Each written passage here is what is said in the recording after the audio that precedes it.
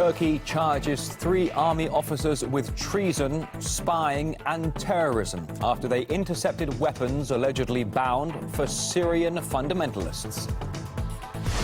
An Iraqi lawmaker tells RT the oil smuggled by ISIL is being refined and sold in Turkey, and the Turkish government is fully aware. And a Syrian father is accusing the Pentagon of covering up the deaths of 6 of his children in American airstrikes.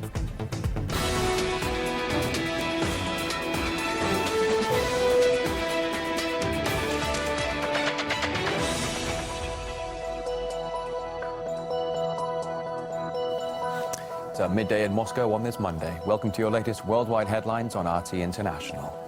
3 Turkish army officers who intercepted aid trucks packed with weapons allegedly bound for jihadists in Syria have been arrested. They are accused of treason and of leading a terrorist group. We can show you the video allegedly showing the security forces searching the trucks, which are thought to have been sent by the Turkish intelligence organization. Reports say those weapons were destined for Islamic State fighters. Turkish authorities, meantime, denying all allegations.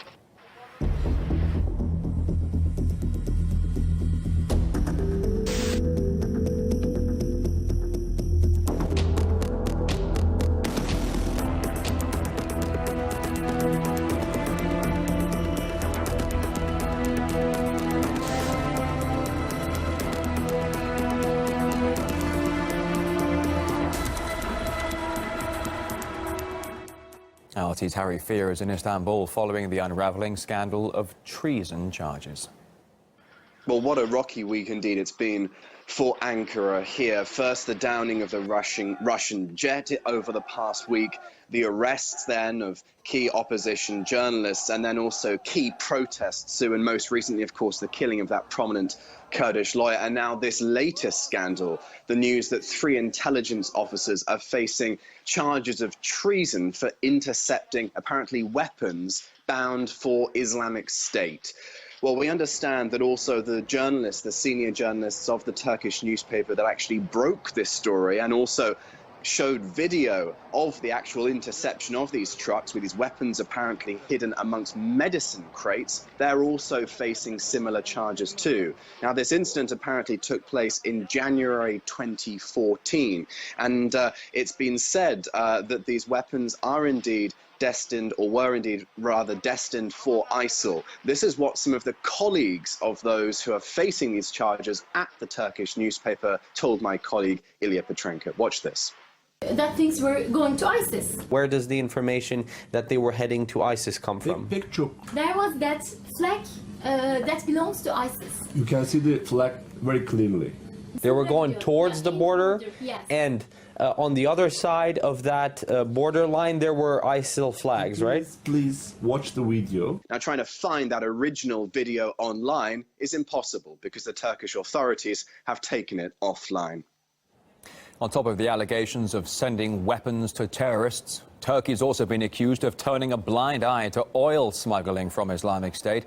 That's according to an Iraqi member of parliament and former national security advisor. Dr. Mowaffaq al-Rubai has told RT about alleged ISIL oil routes going from northwestern Syria into Turkey. This is a map which shows you the reported flow. Ankara, though, has denied ever buying Islamic State's oil. Mr. al-Rubai explained how illegal crude makes its way to Turkey right under the nose of the country's government. In the last 8 months,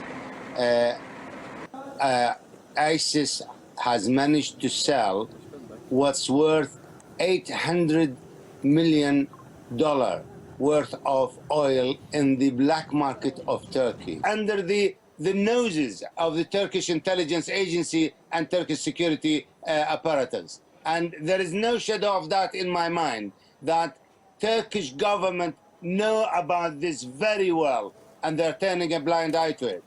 Dr. Mowaffaq al-Rubai also claims wounded ISIL fighters have been receiving treatment in Turkish hospitals, even in major cities like Istanbul. Let me tell you something which is not being reported well in the international press, and that's the treatment of the wounded fighter, a terrorist, from ISIL. They get treatment in the Turkish hospitals near the borders and inside the hospitals, and we have report from our intelligence agencies that are still even in the wounded ISIL fighters get treated in Istanbul itself. We've also spoken to Dr. Al-Rubai about Turkey's downing of a Russian military jet over an alleged airspace violation. He said Turkey itself has violated Iraqi airspace multiple times over recent years as it continues to bomb the Kurds.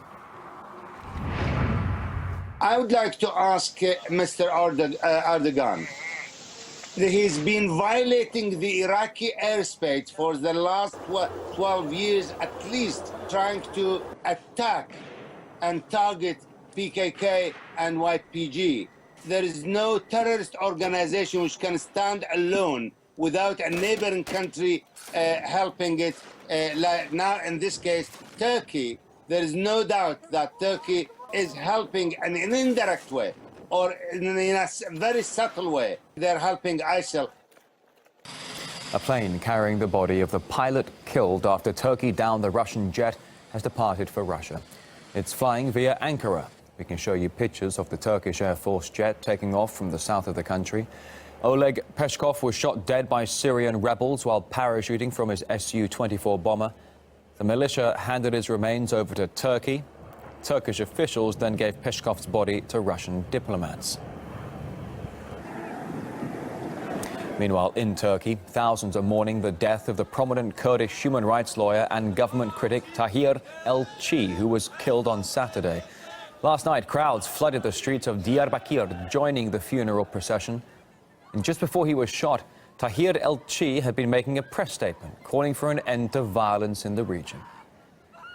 Çok medeniyete beşiklik etmiş, ev sahipliği yapmış. Moments after that, he was shot dead and a gunfight erupted.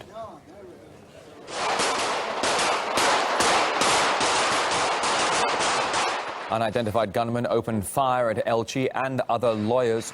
2 policemen also killed in the shootout. 49-year-old Elçi received a fatal head wound.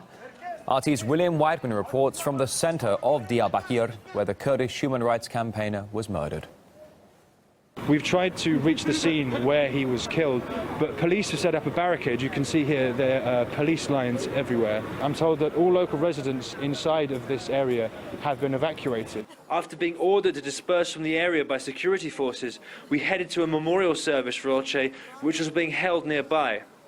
Human rights activists from across Turkey were in attendance. And we are going to ask some of his friends and colleagues what their memories of him are, what sort of work he was involved in, and who they think was exactly behind the killing of him. I met Tahir 25 years ago at university. He was a peace-loving, caring, well-disciplined person with good intentions. He was arrested before and endured torture because of his beliefs. After his statements on Turkish television saying the PKK is not a terrorist organization, he was loved even more. The first thing that comes to mind about Tahir is his courage. He was loved and respected by the Kurdish community for his courage and conviction, but he always knew he would die one day because of this. Erdogan and the pro-government press in Turkey were quick to blame the PKK for Elçi's death, despite the fact that he had made multiple statements in defense of them. When questioned on who they felt was responsible for his death, his former colleagues had this to say. This assassination is a deliberate act of intimidation aimed at all who take part in political struggles against injustice in Turkey. Social media and mass media present it as having been carried out by the PKK, but the Kurdish region doesn't buy any of this. The Turkish leadership's crackdown on the Kurds has come in for harsh criticism, given the fact that the Kurdish militia is one of the key forces fighting jihadists in the region. And the Erdogan regime has been bombing Kurdish targets both at home and in Iraq, which some slammed as sabotaging the West's battle to crush Islamic State by simply crippling the very forces fighting jihadists. And within the past few months, Kurds in Turkey have become the target of several deadly ISIL bombings.